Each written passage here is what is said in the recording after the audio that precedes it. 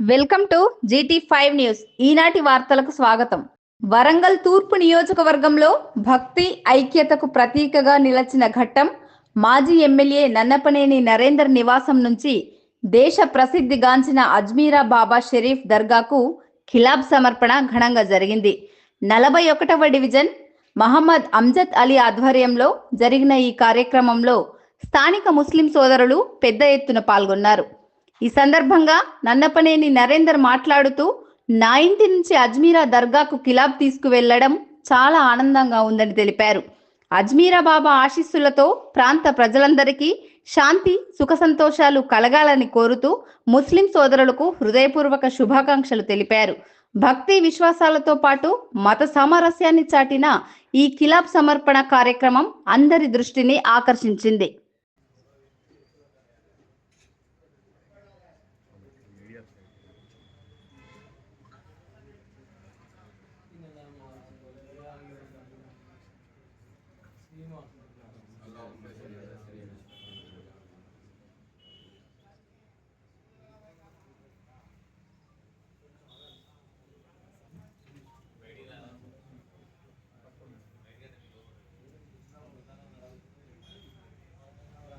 अल्लाहु अकबर।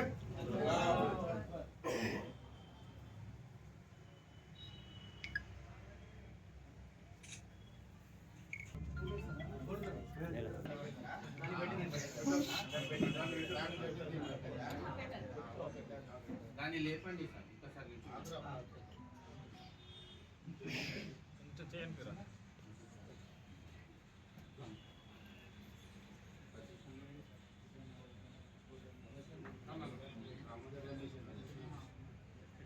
రమేష్ అని ఇటు ఒక ఇటు జరగ